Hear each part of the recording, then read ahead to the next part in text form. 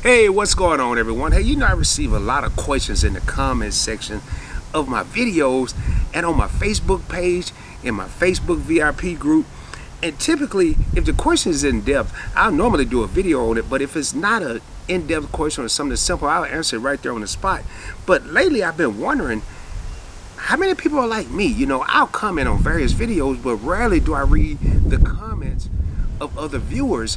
And there may be some good questions in there may be some good comments, but I don't even take time to read it. So I'm starting to wonder, are there people like me? So what I've decided to do today is actually do a video answering some of the questions that I received, because there may be other people that are out there looking to the answers to these same questions that are involving credit cards, personal finance, and travel in general. Hey, welcome to Points Blank Travel, everyone. My name is Rod, and on this channel we talk about credit, we talk about credit cards, we talk about points and miles, and how to travel around the country or around the world for little or no money out of your pocket.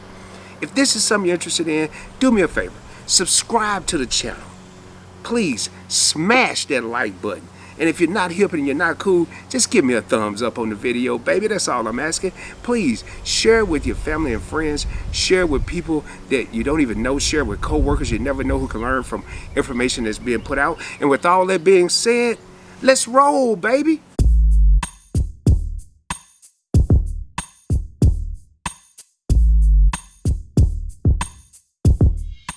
Hey, I'm going to try to keep this video at a good length because it is hot out here, man. It's 88 degrees. The sun is peeking in and out of the clouds, and I am burning up. So I want to make sure I answer the questions. I want to be thorough, but I'm going to try to keep this video at length.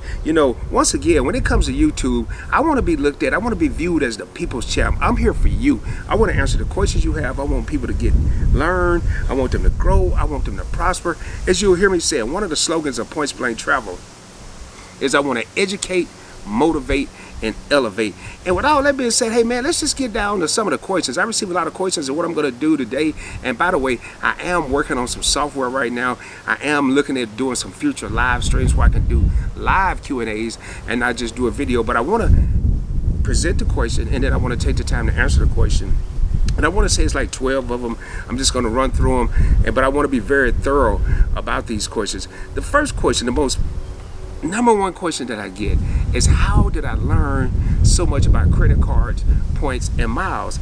And it all started when I got my first points and miles card, which was the Citi American Airlines Advantage Platinum Select card. When I got that card, it was talking about earning miles, and I didn't really know how to earn the miles. Well, it was kind of clear how to earn the miles, but I didn't know how I would use them.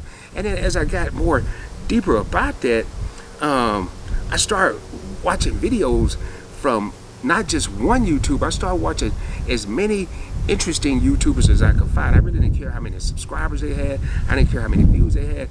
If I could relate to them and I could learn from them, I wanted to become knowledgeable on this. So as I watched and heard different perspectives and different strategies, and started hearing about points and cash back and transferable points, I just started educate myself really via YouTube. I didn't take a college course or anything. I didn't really, I Googled. I use Google a lot, and I would Google and try to find, hey, if I heard a YouTuber talk about a particular card, I would actually Google that card and learn more information about it. And next thing I know, it became so much fun. I couldn't wait. I didn't come home and turn the TV on. I actually came home, grabbed my iPad, and see who had posted a new video. That's actually how I got into the credit card, points, and miles game. Another popular question I get, do I have a degree? And yes, I do. I actually have a bachelor's degree in business with a minor in finance. I work in the business field, and not so much as degree has been helpful, but all the knowledge that I learned getting up to the degree. So I guess you could say the degree has been helpful, but all the knowledge that I learned in school getting up to the degree and the life experience has really helped me with not only points and miles, but actually even being able to shoot videos, being able to speak well. So yes, I do have a degree. Next question I get quite often, have I ever had to rebuild my credit, and what's my current credit score? Yes, I've had to rebuild my credit a couple of times. The most recent time, I forgot what year it was a few years ago. I was a 547 beacon or 547 credit score. You hear me say that quite a bit. And I remember when I finally broke 600, I was so excited, you know. And for the longest, I just not went through the motions. I didn't say I'm not going to pay my bills because my credit score is already in the 500s. I just kept paying my bills. I tried to reduce the balances that I had. I still didn't have the knowledge that I have today. I didn't have the knowledge that I tried to put out to you talking about credit utilization. But one thing I did know, and I think everybody know, and that's paying your bills on time. I knew to pay my bills on time, so I kept doing that. And another thing really was time, you know, and I don't want people to take the advice of time. It took almost 5 to 6 years before my credit actually got where I wanted to be. Second part of the question, what's my current credit score? I currently have a 686 credit score. It does range from probably, I think that's Experian at 686. That's kind of the one I focus on, because in Texas, when you apply for a credit card, they do pull from Experian. So that's the one I focus on the most. But I think my FICO ranges from a 768 all the way up to an 808. Just really depend on where you're looking. So you need to keep that in mind. If you're on Credit Karma, that's a good platform, but you also want to check, you know, the three main bureaus, Experian, TransUnion, and Equifax, to see where they have your credit score, because there's so much that comes into play. Oh boy, the next question. What's the best way to increase your credit score? And I would say, number one, obviously, is the one I just mentioned, paying your bills on time. But one thing that people don't really look at is credit utilization, and that is your credit limit to how much debt you owe. So if your credit limit is $1,000 and you have a $300 balance, you're using 30% of your credit utilization. The experts say 30% is a good number. You don't want to go over 30%. I personally try to keep mine under 10%. It's kind of hard when you only have one credit card and you have a $1,000 limit, but as you maximize, and you will, I have faith in you, as you maximize your credit opportunities and you get bigger credit limits and more credit established and more credit cards offered to you, it's pretty easy to stay below 10%. I think right now I'm sitting at right at 8% credit utilization. So one of my biggest suggestions, if you do have, say, 3 credit cards with balances, always pay the lowest credit card off first. Then take the money you were spending on that credit card, move it to the next one, pay that off, and then move the money that you were paying on those 2 credit cards to the one that had the highest balance. And before you know it, you'll actually be sitting at no balance. You'll actually be sitting at not really owing anybody anything. Your credit utilization will go down, you continue to pay your bills on time, and your credit score will go up. So that's the answer to that question. Is the best way to increase your credit score is pay your bills on time and watch your credit utilization. Don't go out there maxing out cards. It's really not going to help you at all. Yeah, you'll have fun shopping. You'll have fun when you wear the clothes or show off your new watch or whatever. But at the end of the day, it's even more fun when you can go and do this anytime you want, not just one or two particular occasions. The next question I get is, what is an optimal credit score? And to me, this is a really tough question. I think 850 would be great, but in my opinion, anything over 700 is really a good credit score. I kind of started getting excited, and I think you may want to get more enthused or excited once you hit 650. When you hit 650, you'll start to feel like, hey, I'm not in the 500 club anymore. I'm well on my way. I'm in the 6s. Not only am I in the 6s, I'm at 650. I'm halfway to 700. Keep watching your credit utilization. Keep paying your bills on time. Matter of fact, I think one of the questions later on is, how do I pay my bills? Don't just pay it on time. Try to pay it early. That way you don't risk, if for some unforeseen reason, computers crashing. Who knows what could happen? You don't want it to be late. So try to pay it early. Don't pay it on time. On time, when I was in the military, early was on time. Keep that in mind. When it comes to credit cards, loans, and debt, early is on time. Keep that in mind. Am I invested in the stock market? And what are my favorite stocks? Again, it's hot out here, so I got to take a pause for the calls. And I'm just going to be real. If you've been watching the channel, you know me, I keep it real, man.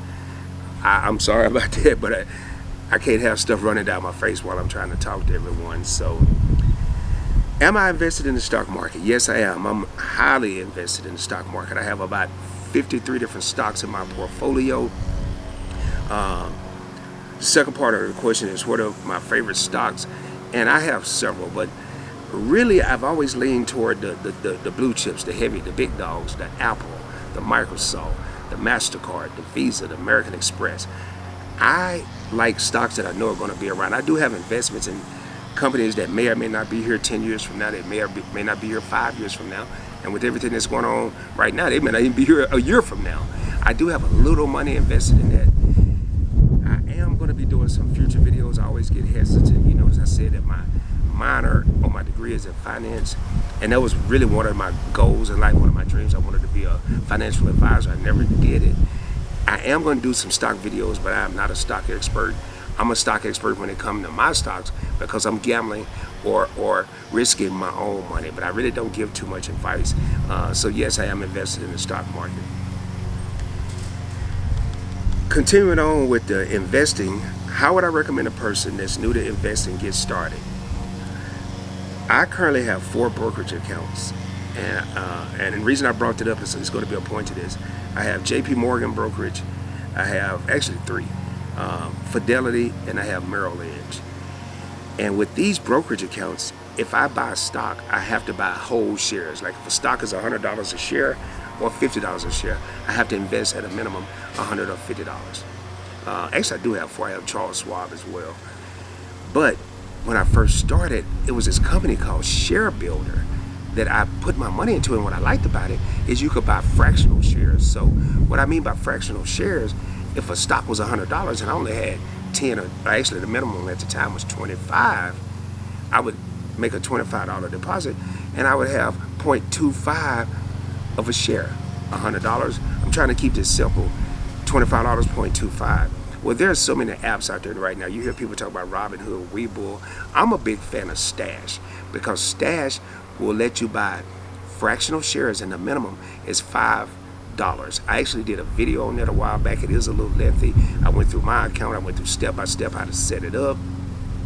But with Stash, you can get Amazon. Amazon, I don't even know what they're trading at right now. I want to say last time I checked, it was $1,600, $1,700, maybe higher, maybe lower.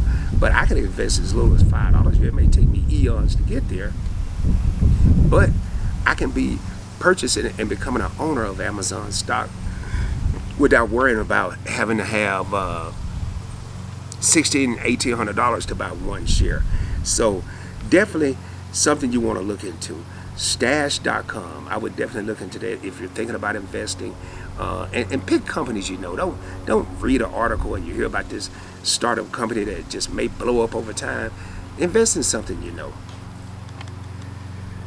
Okay, the next question. How long do I wait between applying for new credit cards? It really depends. I would say, first and foremost, you need to know the rules of the credit card issuer. You know, I know most of them, American Express, Chase, Bank of America, you can apply for 2 cards in a 30-day period.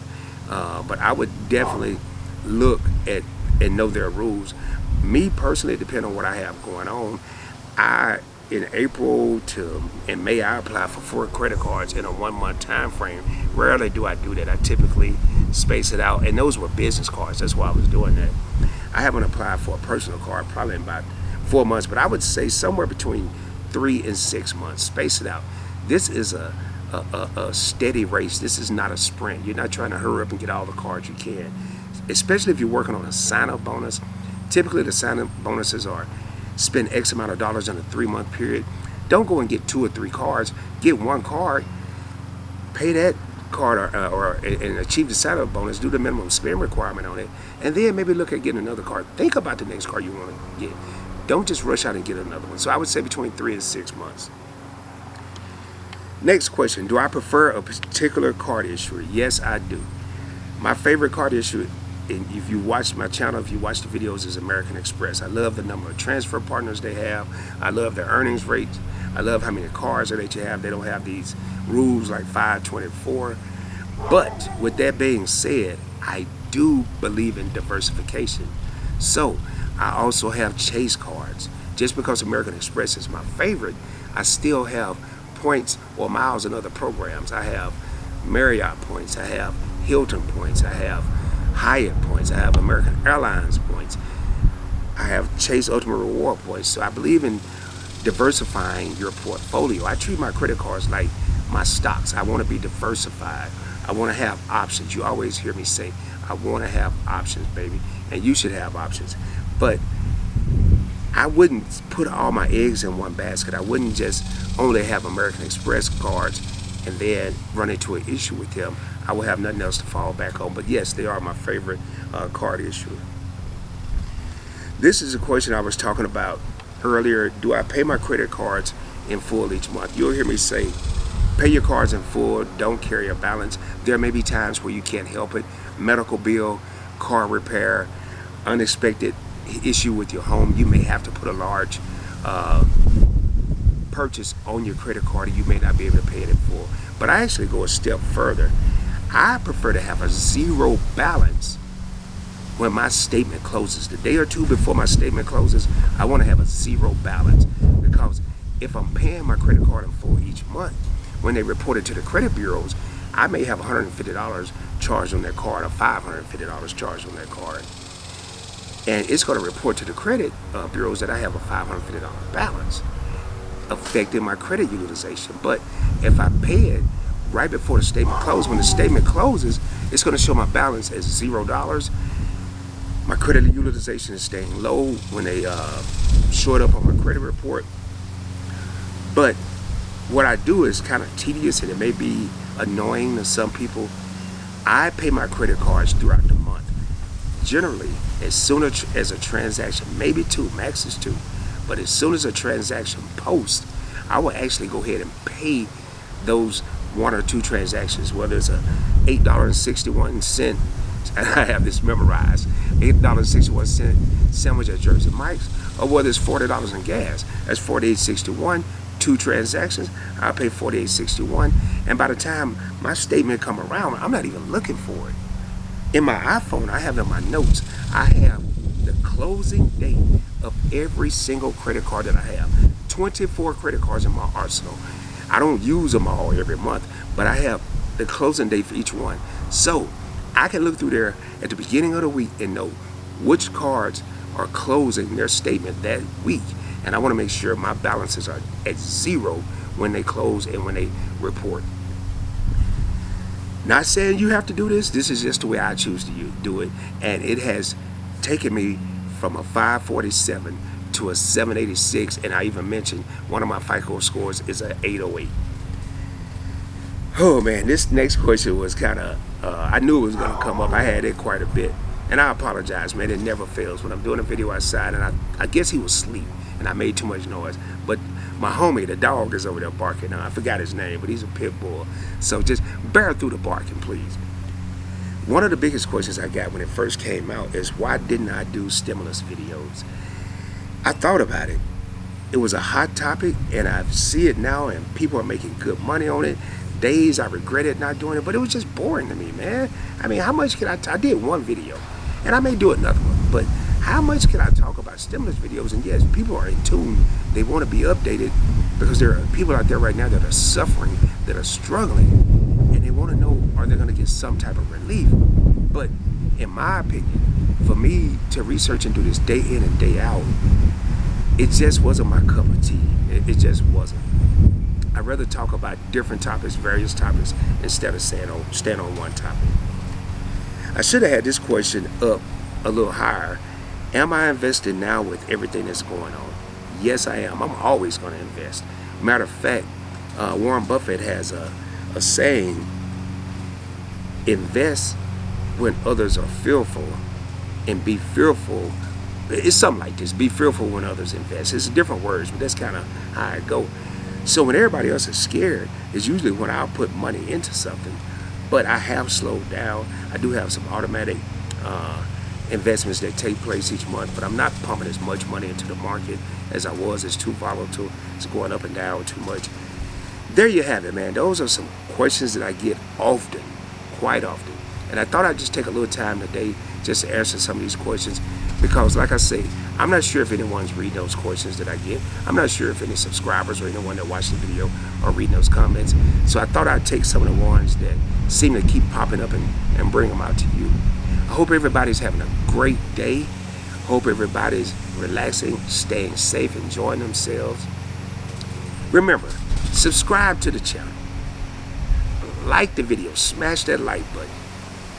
Share it with your family and friends. Hey, if you have any questions, any future questions, please post them in the comments below. If it's something that is so great, I just recently did a video from a question that I had in a comment of one of my other videos. If it's something, I'm going to answer you right on the spot. But if I think it warrants enough attention that other people may need to know about it, I'm probably going to shoot a video, or I may do it like this, collect a bunch of questions. Remember, I'm looking at going live soon. I just have to do a little more research. As always, shoot for the moon. If you don't make it, you'll be amongst the stars, baby. Have a great one, everyone. I'll be coming at you soon, dropping even more knowledge. And until then, peace, baby.